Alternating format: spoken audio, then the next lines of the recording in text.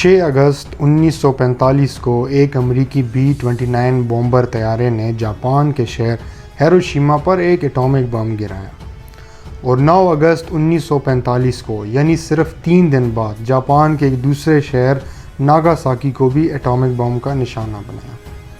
ان دونوں حملوں میں 1,20,000 لوگوں کی موت ہوئی اور ریڈیشنز کی وجہ سے دونوں شہر ملبے کا ڈھیر بن گئے۔ سوال یہ ہے کہ امریکہ کو یہ انتہائی قدم کیوں اٹھانا پڑا؟ امریکہ کا جاپان پر ان حملوں سے سوویت یونین کا کیا تعلق ہے؟ اور ان 2 ایٹمی حملوں کے بعد جاپان کا کیا رد عمل سامنے آیا؟ یہ سب کچھ اور بہت ساری معلومات آج ہم آپ کو اس ویڈیو میں بتائیں گے۔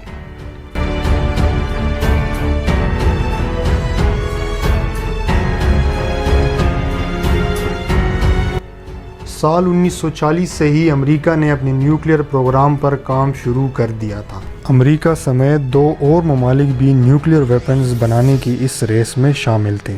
وہ 2 ممالک جرمنی اور سوویت یونین تھے۔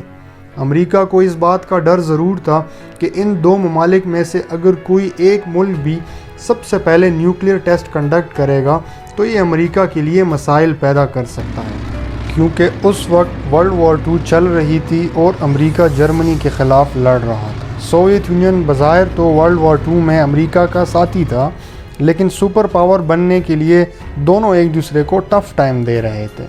آخر کار امریکہ نے 16 جولائی 1945 کو اپنی ریاست نیو میکسیکو کے ایک صحرائی علاقے میں اپنا پہلا نیوکلیئر ویپن کامیابی سے ٹیسٹ کیا۔ یہ وہ دن تھے جب ورلڈ وار 2 آخری مراحل میں تھی۔ جرمنی ورلڈ وار 2 میں سوویت یونین کے خلاف سرنڈر کر چکا تھا۔ 26 جولائی 1945 کو امریکی صدر ٹرومین نے جاپان کو سرنڈر کرنے کو کہا، لیکن جاپان نے سرنڈر کرنے سے انکار کر دیا تھا۔ امریکہ کسی طرح اس جنگ کو ختم کرنا چاہتا تھا۔ امریکہ چاہتا تو جاپان میں فوج بھیج کر اس کا مقابلہ کرتا، لیکن پریزیڈنٹ ٹرومین کو یہ بتایا گیا تھا کہ ایسا کرنے سے ہمیں بھاری جانی نقصان کا سامنا کرنا پڑ سکتا ہے۔ جاپان کے شہر اوکیناوا میں امریکہ کی 1,80,000 فوج پہلے ہی موجود تھی اور مزید فوج بھیجنا خطرے سے خالی نہیں تھا۔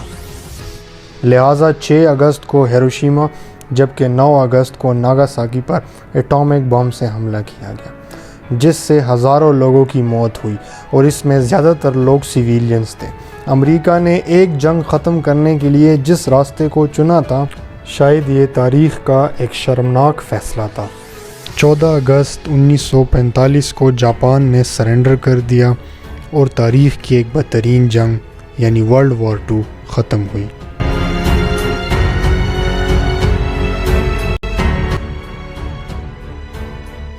کئی جگہوں پر اس بات کا ذکر بھی کیا جاتا ہے کہ جاپان نے سرنڈر امریکہ کے ایٹمی حملوں کی وجہ سے نہیں، بلکہ 9 اگست 1945 کو جاپان کے سپریم کونسل کے سرنڈر کرنے کے فیصلے کے بعد ہی کر لیا تھا۔ اس لیے امریکہ کا جاپان پر ایٹامک بم گرانا انتہائی غیر ضروری تھا، کیونکہ جاپان سرنڈر کرنے کا فیصلہ پہلے ہی کر چکا تھا۔ 7 مئی 1945 کو یورپ میں جنگ ختم ہونے کے بعد سوویت یونین نے اپنے اتحادیوں سے وعدہ کیا کہ 3 ماہ بعد یعنی اگست میں وہ جاپان کے خلاف جنگ لڑنے کی تیاری کرے گا۔ یورپ میں کامیابی کے بعد سوویت یونین مزید پاورفل ہو گیا تھا اور 9 اگست 1945 کو سوویت یونین نے جاپان کے خلاف جنگ لڑنے کا اعلان کر دیا تھا۔ امریکہ نے جاپان پر ایٹامک بم صرف اس لیے نہیں گرائے تھے کہ جنگ ختم ہو، بلکہ سوویت یونین کو یہ بتانا چاہتا تھا کہ ایٹمی طاقت ہوتے ہوئے امریکہ کو سپر پاور بننے سے کوئی نہیں روک سکتا۔ امریکہ کا خیال تھا کہ جاپان پر حملے کے بعد سوویت یونین پورے ایشیا کو اپنے کنٹرول میں کر لے گا۔